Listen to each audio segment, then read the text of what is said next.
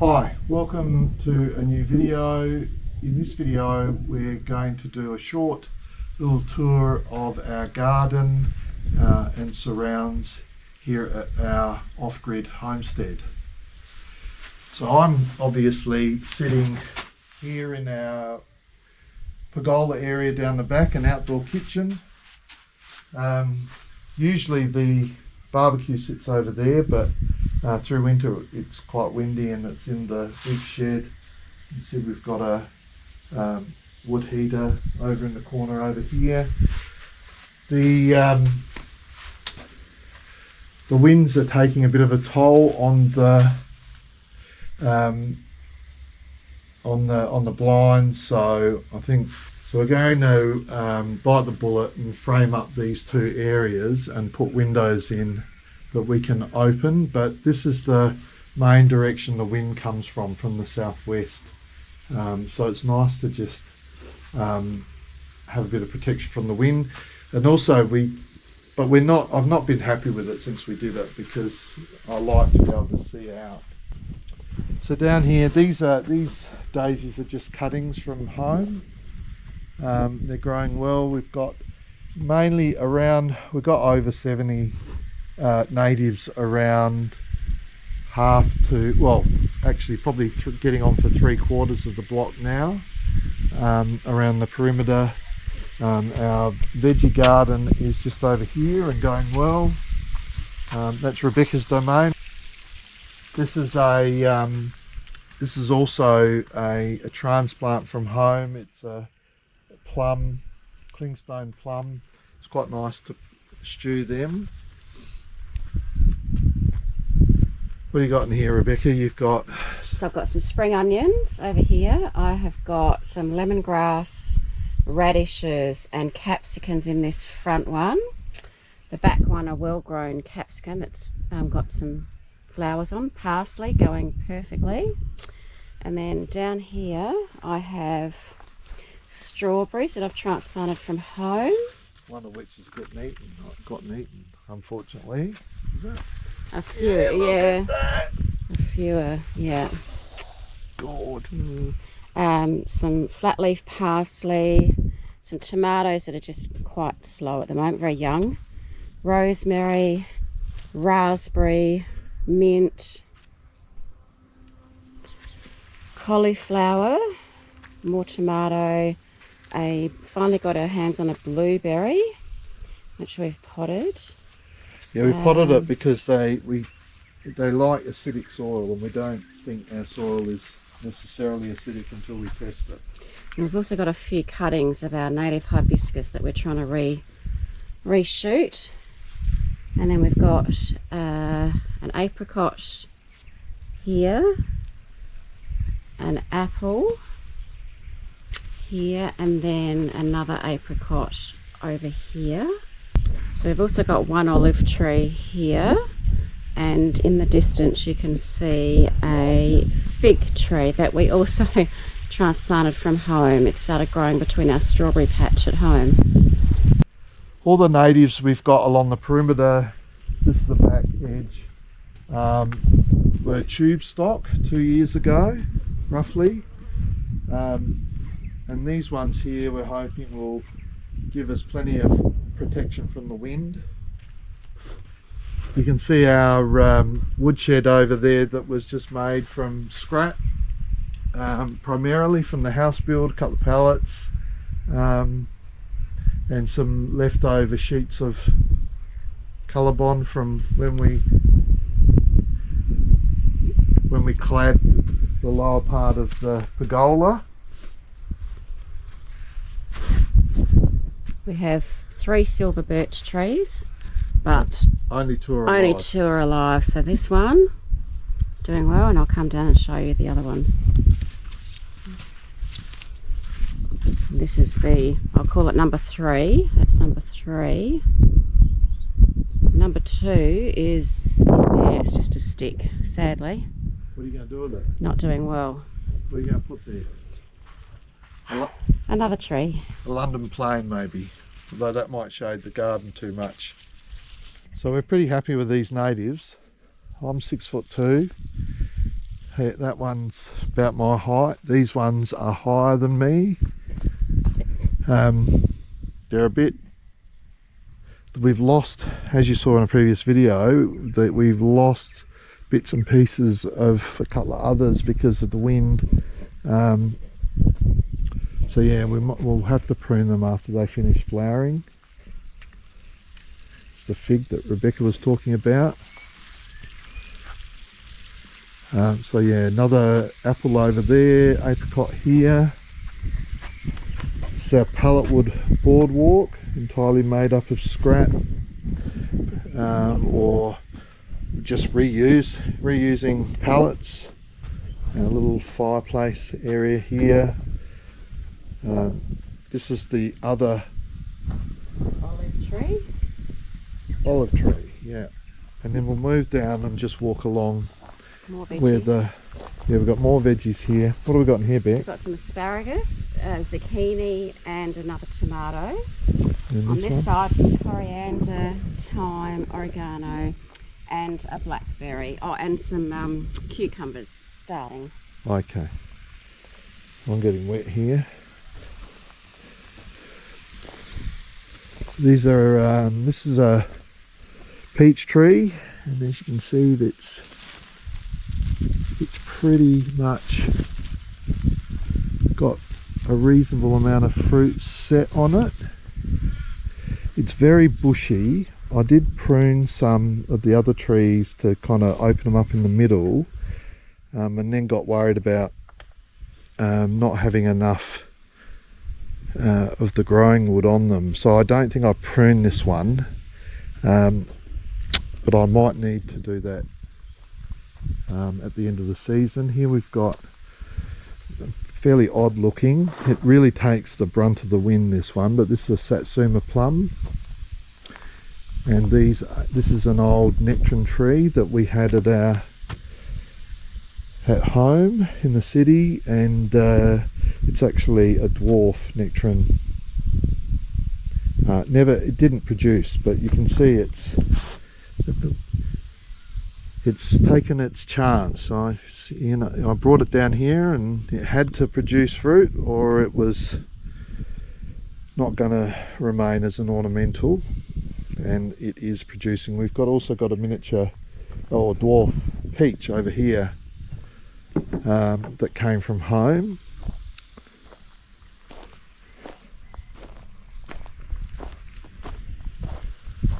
Yeah, so you can see that I actually from memory think that is a dwarf peach as well. Got a grapevine here that got eaten by the rabbits a couple of weeks ago when the wind blew the guard over it. It's another, this is another Satsuma plum. This was also from our city property, hadn't produced any plums in 10 years or more. It's growing, it didn't even grow. It's growing better, but it hasn't set any fruit on it. And this one's an almond, and it does have almonds on it. It's only a very young tree. I've seen them. Yeah, they may have blown off, or here's one. There's one there. I mean, we're not expecting to get too many this year. Get full on them. No, need to put some more seed in our seed. This is a desert ash. Again, it was just dug up from home. They're a bit of a weed where we come from, where our home is. I don't like to kill trees though. So we brought it down here, and it's grown like mad. This is another nectarine. This is a newer one, not one we've... it's either this or the peach that's dwarf, the new peach that's dwarf back, but this is pretty well... This is a dwarf nectarine. Oh, it is a dwarf, yep. So this one is pretty well stacked. This was the other peach, dwarf peach from home that hadn't produced anything. Well, produced 1 or 2 or 3, didn't it, Beck? But nothing much. Yeah, a handful probably. There's for plenty. the last 10 years, but now it's stacked again, so it's taken its chance. And then we have an apple here, and the ongoing saga of the lawn. Yesterday we dug in and properly put in sprinklers, pop-up sprinklers, and discovered that we don't have enough pressure. So that we should have enough pressure, so I'll have to work out what's going on there. So you can see all of these just looking along the side of the house here. All of these were tube stock 2 years ago. On the perimeter, these are new. There's ones that have protectors from the rabbits. We're looking forward to this. I think it's a mallee gum, a variety of mallee gum, being a multi-branch kind of umbrella shaped tree, and we get lots of these little snails that get on. Sea snails. Yeah. So it's a bit of a job getting them off. There was a new addition yesterday. That's a box elder.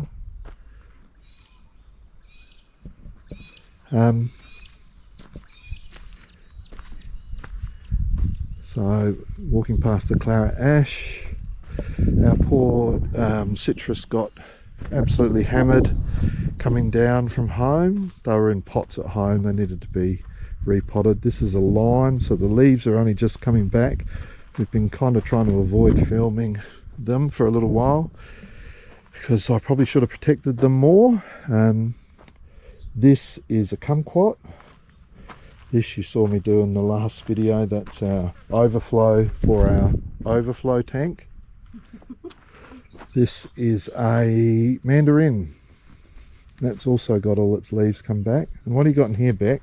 I have got some more tomatoes, some basil, capsicum and lettuce in this one.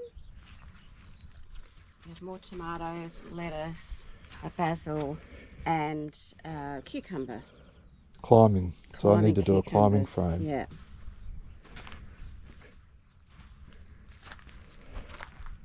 That's our loganberry, is it? No, it's look, it's you can have that. You have it. It's a mulberry. Good. Delicious. This will be an orange. This is an orange. Miniature orange. Miniature. Our lemon tree we protected better, but it's dropped its leaves in the wind down here. So, but look at them, Beck. They're all coming back. Yeah, it's bouncing back beautifully with the good water. Yeah. Apparently lemons don't like wet feet, but they like lots of water. Well, it's in the right spot. This is very sandy soil up here, so it'll drain freely. Yeah, and this is our front garden. We've got, this is a flame tree over here, which is a native, but I think it's a native deciduous.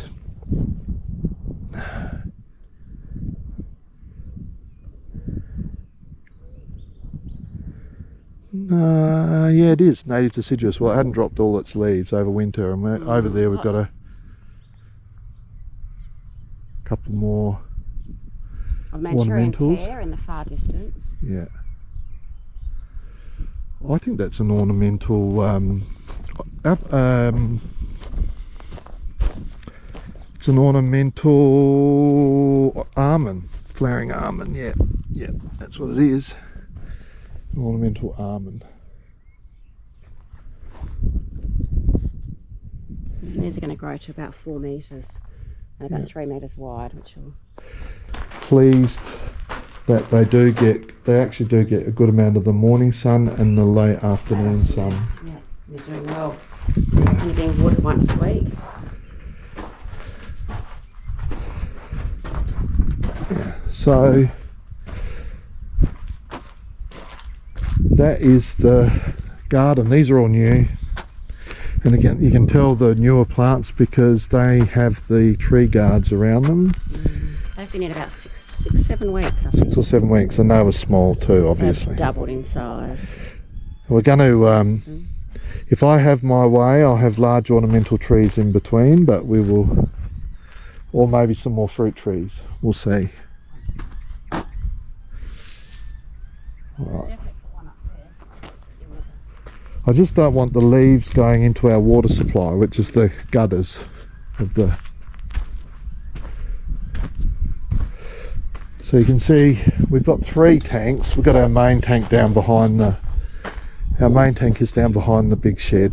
This is a tank that takes the water off the roof. We've got our pump, pressure pump here, and then we've got the overflow one for this tank over the other side that I showed you. The deck has been hammered by, I think by, well, it's a month past due for an oil, but I'm not oiling it in this condition. It's been hammered, we think, by the grit in the wind from all the dust, so it is peeling, which an oiled deck, which is what we had built, shouldn't do. So you can see I've started sanding it.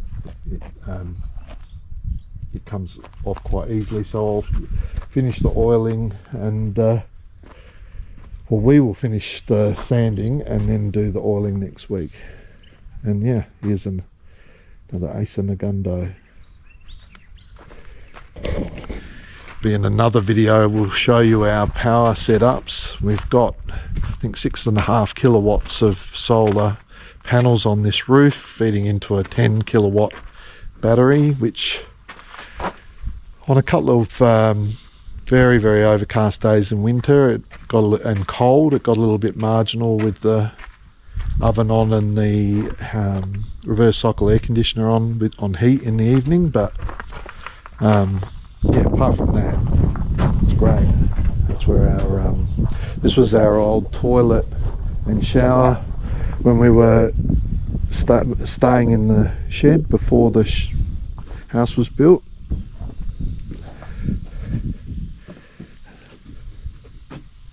It's a Prunus nigra. It's a flowering plum. Love the colour of that one. And this is where Jasper is resting. You might have seen in our first kind of summary videos that our little dog Jasper, he was very old when we bought the place, but he used to love coming down. So go to the block, and he'd be struggling. He'd been struggling all day, you know, for days, and he seemed to work out when the weekends were as well.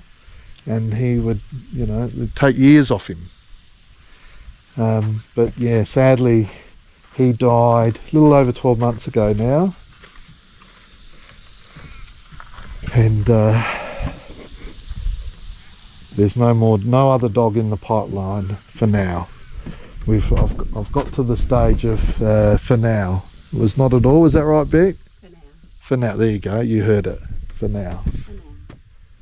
This was our first major structure build on here. Well, wouldn't call the toilet and shower a major structure build, but this was our first workshop build. Anyway, yeah, it's nice that now that it's green again. So I think that'll be enough for this video. We'll see you in the next one, eh? What do you say, Beck? Oh, thanks for joining us. Remember to like, subscribe, and we'll see you in the next one.